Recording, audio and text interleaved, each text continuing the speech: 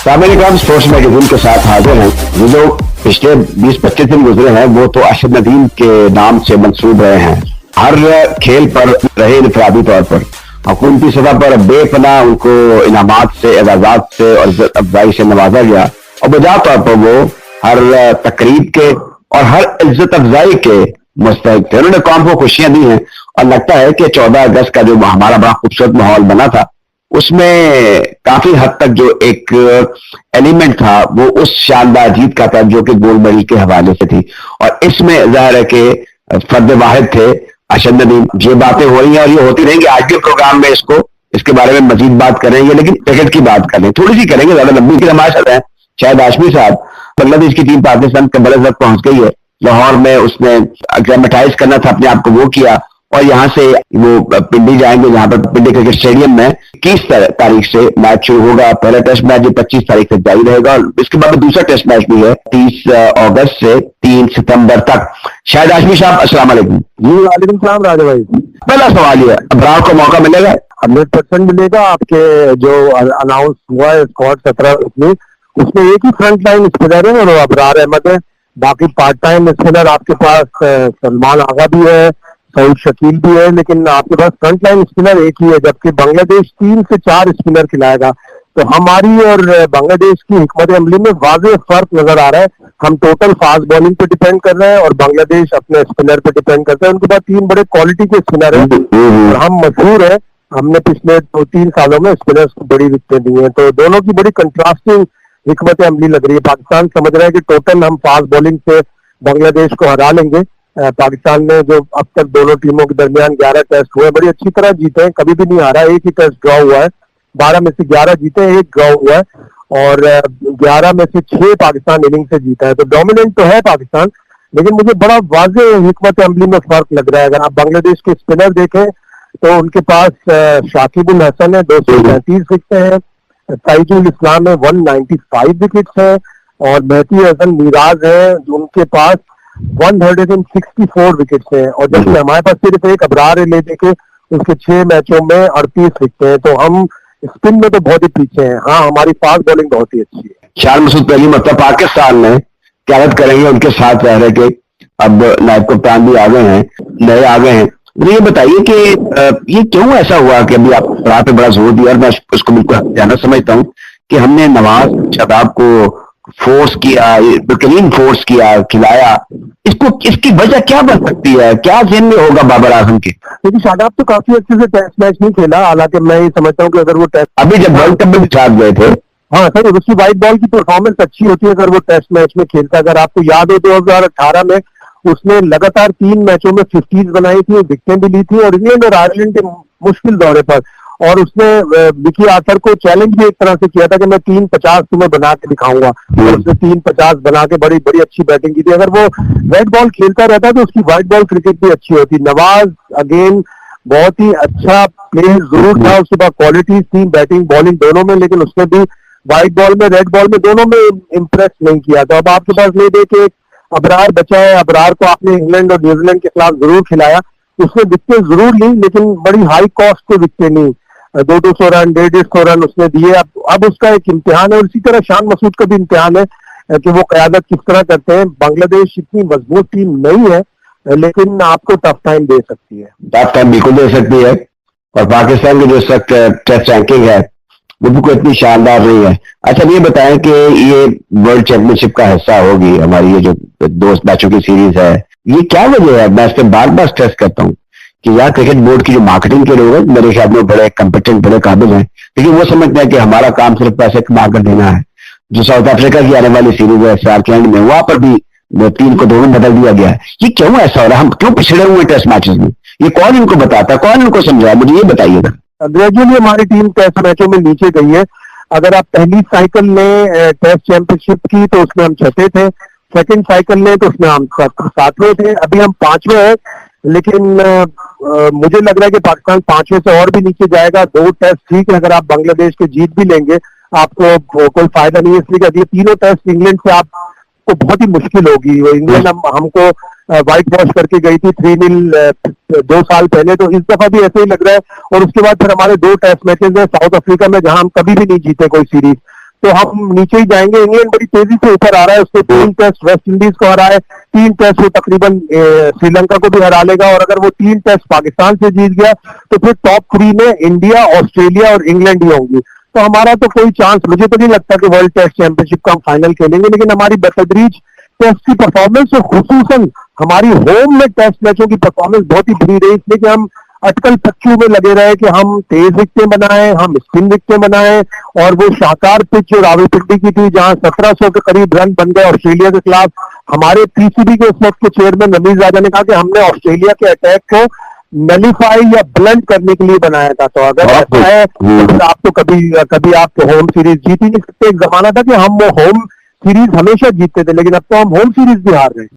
ये जो पिंडी cricket stadium है और फिर लाहौर में तो काफी मसमारी हो चुकी हुई है, कराची में भी रेनोवेशन का काम होना बाकी है, ये कब शुरू होगी? और जो लाहौर में आपके ख्याल में, जो मुझे तो मैं गुजरता हूँ वहां से तो बड़ा एक अजीबोगरीब उसका मंजर दिखाई देता है, लेकिन इसमें जो चेयरमैन क्रिकेट बोर्ड है इनका एक पस मंजर है कि ये तामीरी नौ के हवाले से इनको बड़ी महारत हासिल है, ये बड़ी जल्दी मुझसे मुकम्मल करते हैं। तो क्या ये स्टेडियम जो है ये मुकम्मल हो जाएंगे फरवरी से पहले? देखिए उनका रिजॉल्व है, वो मैंने खास बात नोट की है मोहसिन नकवी की कि वो बहुत तेज चलते हैं। जब उनके साथ जो लोग चल रहे होते हैं 2-3 कदम पीछे हो जाते हैं, फिर उनको भाग के उनको पकड़ने की कोशिश करनी पड़ती है। तो अपने काम में तो वो तेज रफ्तार है, चलने में भी तेज रफ्तार है, तो वो काम करा तो लेंगे, लेकिन ये मेरे हिसाब से रेस अगेंस्ट टाइम होगी, इसलिए कि फरवरी आपके सर के ऊपर आन खड़ा है, बारिशें हो रही हैं, लाहौर में प्रॉब्लम होगा कंस्ट्रक्शन वर्क में, लेकिन उनके पास रिजॉल्व है। और अगर जब आपके पास रिजॉल्व होती है, आपकी नीयत साफ होती है, अच्छी होती है, स्ट्रांग होती है, तो आप वो मकसद अचीव कर लेते हैं। लेकिन रेस अगेंस्ट टाइम वाली बात है, और इसको जो इंटरनेशनल मीडिया है, खुसूसन भारतीय मीडिया, वो एक्सप्लॉइट कर सकता है। अगर हम किसी भी इंस्पेक्शन वाली टीम में उसने आके ये कह दिया कि आप अभी आपकी अपग्रेडेशन टाइम पर नहीं है, तो हमें बड़े मसले मसाइल हो सकते हैं। अल्लाह करे ना हो, उनकी रिजॉल्व और नीयत बड़ी अच्छी लगती है, अल्लाह करे कि वो अपने मकसद में कामयाब हो। शायद आशमी साहब और माहिरीन से भी, टेस्ट क्रिकेट से भी ये क्वेश्चन किया है, कमर भाई से भी बात की थी, मुझे ये फैसला ठीक लग रहा है जो वकार यूनुस को मुशीर के तौर पर रखा गया। ये एक नया उनके तजर्बा होगा एडमिनिस्ट्रेशन का। आपने इस फैसले को किस नजर से देखा था? लेकिन मेन चीज ये है कि वकार यूनुस ऑन द ग्राउंड उन्हें कोच, बॉलिंग कोच के बड़े मौके मिले, और टेन्योर उनके मिक्स रहे, कुछ सक्सेसफुल रहे, कुछ बहुत ज्यादा सक्सेसफुल नहीं रहे। लेकिन वकार यूनुस का एक मसला, जो बहुत सारे प्लेयर्स, फॉर्मर प्लेयर्स भी और यंग प्लेयर्स भी जो उनके अंडर में खेले, वही कहते हैं कि वकार यूनुस के शेल में से नहीं निकलते। Waqar Younis fast bowler, legendary fast bowler के शेल में से नहीं निकलते। तो अब वो एडमिनिस्ट्रेशन में आए, उन्हें उस एडमिनिस्ट्रेशन में वकार यूनुस के शेल से निकलना पड़ेगा। वकार यूनुस लेजेंडरी पेस बॉलर, कोई उसकी हकीकत से इनकारी नहीं है, लेकिन जब आप कोई ऐसे काम में आते हैं जिसमें आपकी तमाम तर क्रिकेट एसोसिएशन से, तमाम तर क्रिकेट स्टेक होल्डर से आपकी कोऑर्डिनेशन जरूरी है, आपका बर्ताव अच्छा जरूरी है, तो वकार यूनुस को उस जामे से, वो जो वकार यूनुस लेजेंडरी बॉलर का जामा है, उससे निकलना पड़ेगा। बहुत शुक्रिया जनाब शाहिद हाशमी साहब, आपने हमारी जो डोमेस्टिक जो इंटरनेशनल क्रिकेट शुरू होने वाली उसके बारे में बात की, और ओवरऑल जो क्रिकेट में कुछ चीजें सवाल थे के भी बड़े अच्छे जवाब दिए। आपका बहुत बहुत शुक्रिया। Thank you sir. ये थे जनाब शाहिद हाशमी। सामने कराम, बॉक्सिंग हमारे मुल्क में देखने की हद तक, किसी हद तक मैदान में जाकर उसको फॉलो करने की हैसियत से एक पसंदीदा खेल रहा है और है। मुल्क में बड़े नामवर सितारे पैदा हुए और ये भी महसूस किया गया कि इसका मरकज जो है वो मलिर रहा कराची में। अच्छी बात है। मुल्क की सतह पर टैलेंट का इस वक्त क्या म्यार है, हमारी इंटरनेशनल कमिटमेंट क्या है, क्या हम बड़े बड़े मुकाबलों में नजर नहीं आ रहे या हमें नजर नहीं आ रहे, सूरत हाल क्या है, तकाजे क्या है, इस सिलसिले में हम बात करते हैं जनाब नासिर तुर्क साहब से, जो कि सेक्रेटरी है पाकिस्तान बॉक्सिंग फेडरेशन के। जनाब अस्सलाम वालेकुम। वालेकुम सलाम। तुर्क साहब, आपसे तो आखिरी मुलाकात लाहौर में हुई थी, उस दौरान भी एक पाक आदमी अच्छे मुकाबले करवाए थे। जरा बताइए कि कितनी मुतहर्रिक है Pakistan boxing federation? Pakistan boxing federation जो मौजूदा एडमिनिस्ट्रेशन है, इसमें बॉक्सिंग का जो दस्तोरस्त है जनवरी 2017 में संभाला जी, और उस वक्त से लेके आज तक Pakistan boxing federation continuously, regularly national championships ना सिर्फ एलीट की बुनियाद पे बल्कि यूथ और स्कूल बॉयज एंड गर्ल्स एक रेगुलर फीचर है। और इसके साथ साथ पाकिस्तान बॉक्सिंग फेडरेशन ने पाकिस्तान की हिस्ट्री में पहली दफा junior school boys and girl inter club championship कराई 2023 में, जिसमें हर सूबे से दो टॉप क्लब्स जो हैं उनको मदऊ किया गया। और उसका मकसद यही था कि टैलेंट ना सिर्फ एलीट बल्कि जो ग्रास रूट लेवल पे टैलेंट है उसको भी मौके फराहम किया जाए, ताकि जो प्रॉमिसिंग और अच्छे खिलाड़ी हैं, जो टैलेंट है, उसको आइडेंटिफाई करके उसको ग्रूम किया जाए। ठीक, गाय गाय हम इसको टेलीविजन पर देखते हैं, लेकिन जो पूरी चैंपियनशिप होती है, नेशनल चैंपियनशिप या नेशनल जूनियर चैंपियनशिप है या कोई और इवेंट है, ये रेगुलरली टेलीवाइज मेरे ख्याल में उस तरह नहीं होता जितना कि ये खेल मुस्तहिक है। इस हवाले से जो मीडिया या बॉक्सिंग को एक टेलीविजन गेम बनाना है, उसमें आप किस हद तक कामयाब हुए या किस हद तक आप कोशिश कर रहे हैं? लेकिन ये हमने तो कोशिश अपनी तरफ से तो नहीं, हमेशा हमने की है कि इसको मैक्सिमम, क्योंकि मीडिया की स्पोर्ट के बगैर हम कुछ भी कर लें वो गेम को पॉपुलर करना नामुमकिन है। सोशल मीडिया के प्लेटफॉर्म्स और जो प्रिंट एंड इलेक्ट्रॉनिक मीडिया, इनका बहुत अहम रोल है किसी भी जो है इशू को, किसी भी स्पोर्ट को उजागर करने में।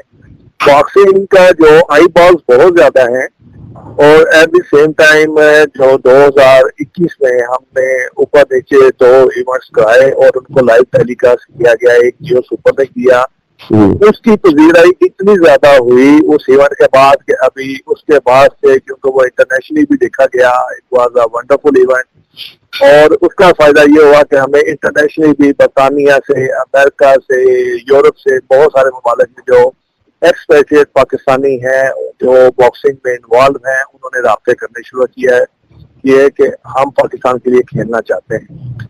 जहां तक उसके बाद है, हम तो कोशिश करते हैं, मगर आपको पता है कि मीडिया की भी अपनी शायद कुछ लिमिटेशंस हैं कि रिसोर्सेज चाहिए होते हैं, एक्सपेंसेस हैं, स्पॉन्सरशिप चाहिए, वो स्पॉन्सरशिप चाहिए वो, क्योंकि पाकिस्तान बॉक्सिंग फेडरेशन के पास तो इतने रिसोर्सेज नहीं है कि हम मीडिया की जो डिमांड है या उनकी जो रनिंग एक्सपेंडिचर है वो पे कर सकें जी।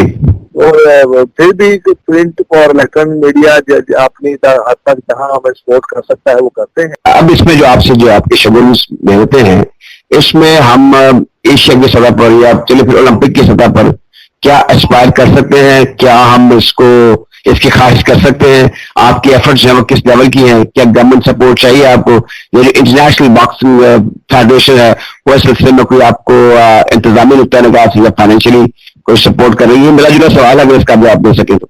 देखिए, जहां तक है स्पोर्ट डेवलपमेंट और इंफ्रास्ट्रक्चर डेवलपमेंट पूरी दुनिया में जो है वो गवर्नमेंट करती है। इट इज द गवर्नमेंट, यानी कि जो फेडरल गवर्नमेंट होती है और पीसीटी गवर्नमेंट होती है, जिस तरह बाकी यूरोप में तो है, मगर पाकिस्तान में क्योंकि मेन रिस्पॉन्सिबिलिटी गवर्नमेंट को जाती है। मगर अनफॉर्चुनेटली हमारा स्पोर्ट्स बोर्ड का जो, अगर आप देखें 2021 में भी और रिसेंट ये 2023 वाला जो फाइनेंशियल ईयर है, जो एथलीट डेवलपमेंट का जो पैसा था वो एथलीट पे लगाने की बजाय वो अनयूज वापस कौमी खजाने में जमा कर। जी, मुझे अंदाजा है। जी। हाँ, तो देखिए, अगर वो पैसा जो बहुत मीगर रिसोर्सेज है, अगर वो भी हम यूटिलाइज नहीं करेंगे तो हम एथलीट को डेवलप कैसे करें? क्या आप समझते हैं कि हमारे सकाफती पस मंजर को, मजहबी नुक्ता नजर को देखते हुए खवातीन इस खेल में आई या आना चाहती है? क्या सिलसिला फेडरेशन की कोई पॉलिसी है?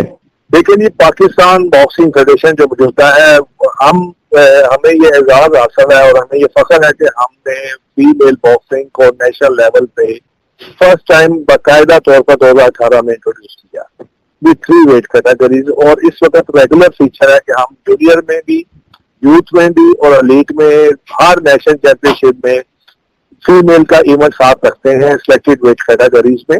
और उसके लिए देखें कि जो है जैन है, फ्रांस से बच्ची है, मुसलमान बच्ची है जो खेलती है ITF फॉर्मेट, और उसकी वजह से उसने जो स्कार्फ का और जो है फुल ड्रेस का जो है नीचे जो लेगिंग जो है उसने इंट्रोड्यूस करवाई और उसको अप्रूव कराया। और बच्चियों के लिए बॉक्सिंग भी ऐसे ही स्पोर्ट्स है जिसमें बाकी बच्चियां फुटबॉल, क्रिकेट या कराटे खेल रही हैं।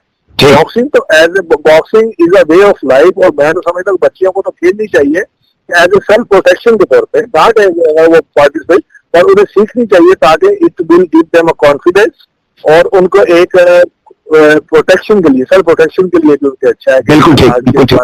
अच्छा तुम साहब, आखिर में ये जो नेशन वाइड हमारे मीडियम पेपर पे जाता है, फोटो भी जाता है, आप जरा इख्तिसार से उन नौजवानों को मैसेज दें, अगर उनमें टैलेंट के जौहर है वो क्या कर सकते हैं, हाउ दे कैन देमसेल्फ, अपने आप को कैसे मुकाफला कर सकते हैं, फेडरेशन इस सिलसिले में उनको क्या मदद फराहम कर सकती है? पाकिस्तान बॉक्सिंग फेडरेशन हर उस बच्चे के लिए ओपन है और हम वेट कर रहे हैं और हम वी आर लुक आउट के हैं।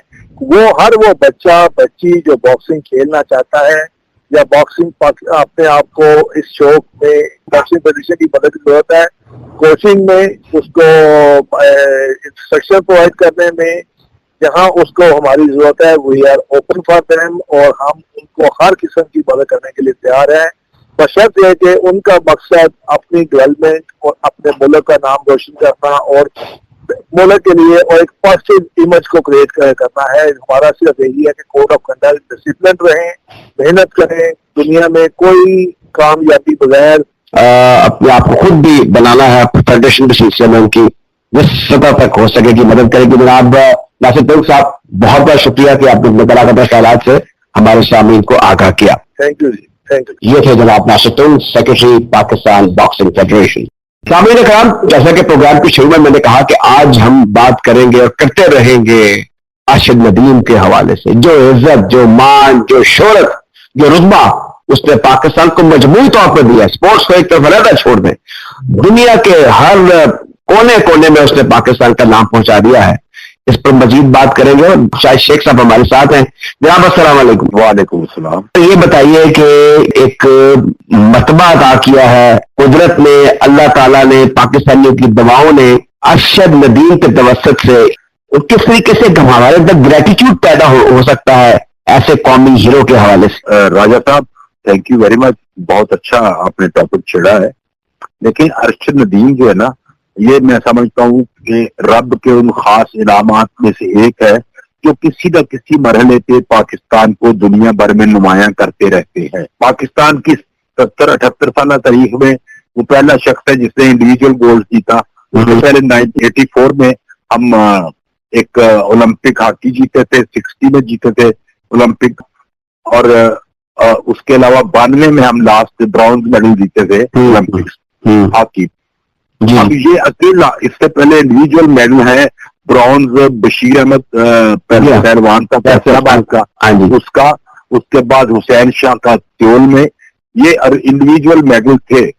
लेकिन ये जो अरशद ने जीता है, अरशद नदीम ने जीता है, ये पाकिस्तान की तारीख में और दुनिया की तारीख में नाकाबिले फरामोश कारनामा है कि वो ओलंपिक रिकॉर्ड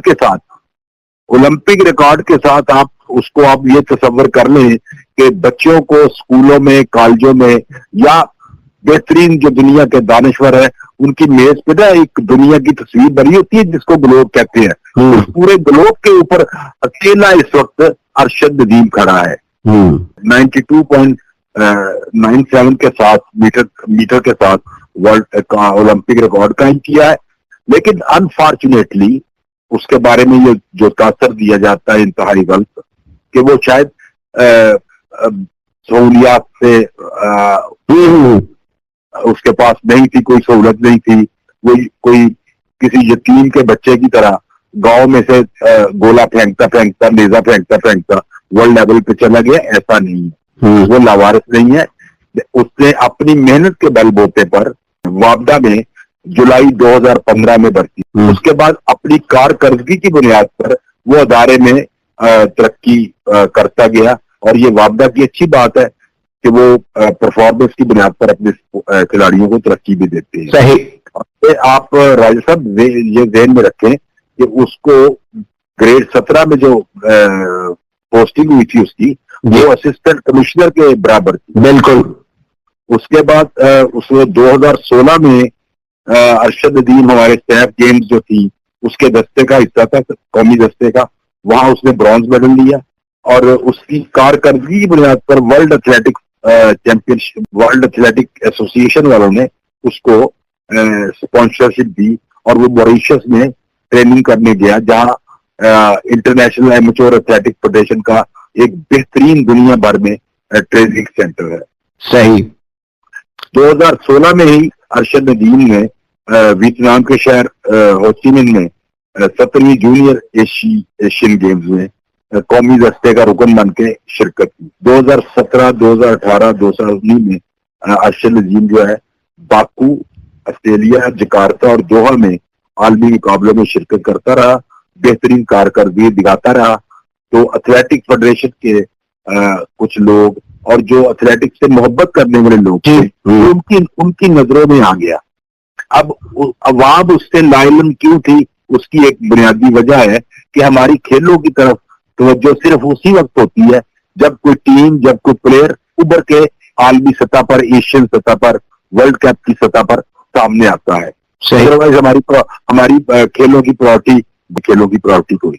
उसके बाद राजा सोहेल अली खान साहब 2022 में वर्ल्ड एथलेटिक चैंपियनशिप से पहले जी अरशद नदीम को आलमी सतह पर में एक साउथ अफ्रीका के कोच हैं ट्रेसियस लाइबनबर्ग, उनसे ट्रेनिंग का मौका फराहम किया गया। ये भी एथलेटिक फेडरेशन की समझ लें कि सरपरस्ती और पाकिस्तान स्पोर्ट्स बोर्ड की सरपरस्ती थी, जो भी एक गवर्नमेंट का आधार है। 2022 में ही जो है अरशद नदीम उसकी कोहनी और घुटने की इंजरी का इलाज जो है वो इंग्लैंड में करवाया गया। ये ऐसे तो नहीं हो गया हवा में, तो अब उसके बारे में जो लोग ये तासर दे रहे हैं ना कि वो बहुत गरीब है, ये है, वो गलत है।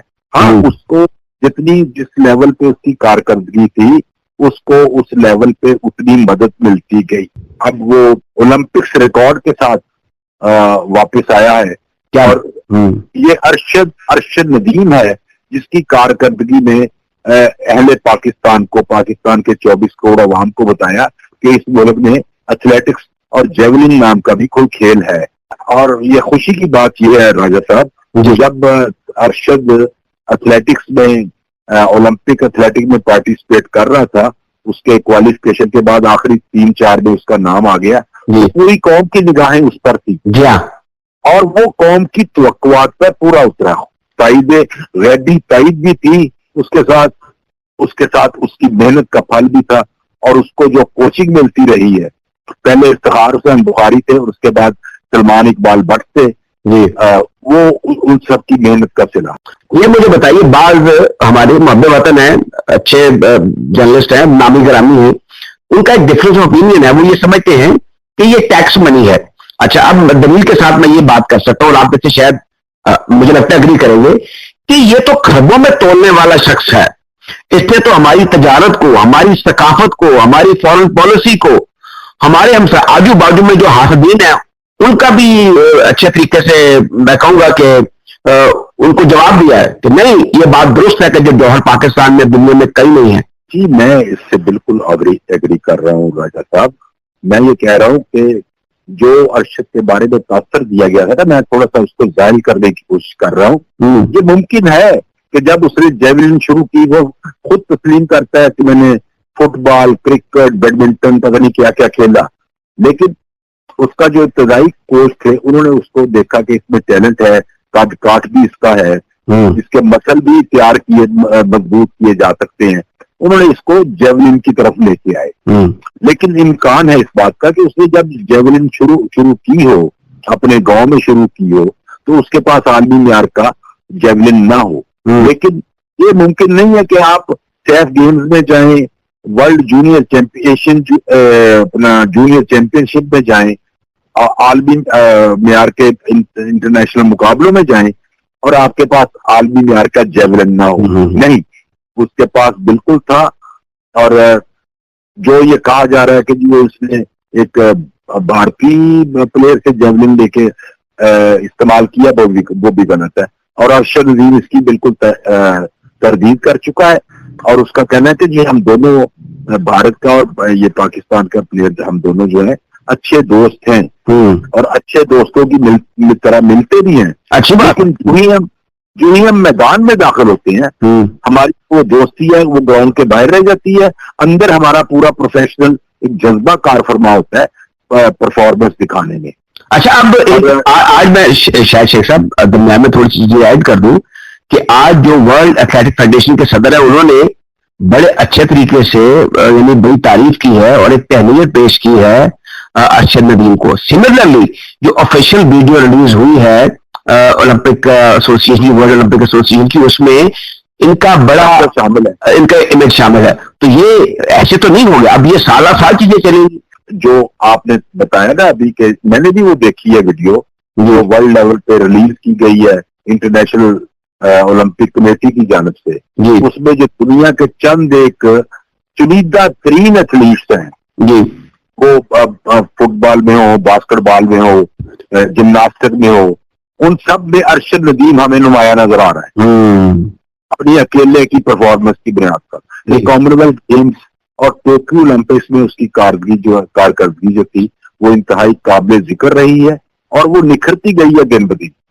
आज वो अगर ओलंपिक रिकॉर्ड के साथ पाकिस्तान के माथे का झूमर बना हुआ है तो उसको सिंध गवर्नमेंट, गवर्नर सिंध, वजीर आजम पाकिस्तान, वजीर आला पंजाब से अब तक कुछ 40 करोड़ के लगभग नकद इनामात मिल चुके हैं जी।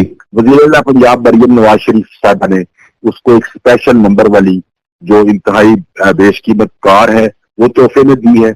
और दूसरी बात जो राय साहब मैं जिक्र करना चाहता हूं कि जिन प्राइवेट अदारों ने अरशद नदीम के लिए 10 लाख 20 लाख रुपए कैश इनाम का और अपार्टमेंट्स का ऐलान किया है कि जी उसको फ्लैट दिया जाएगा हमारी फलां स्कीम में, मेरी उनसे भी गुजारिश है प्राइवेट अदारों से कि वो इनको वो अमली जामा भी पहनाए और उनका ये फेल जो है, ये इनामात जो है पाकिस्तान में इंफरादी सतह पर भी खिलाड़ियों को खेल के मैदान में तरक्की हासिल करने की महमीज देंगे।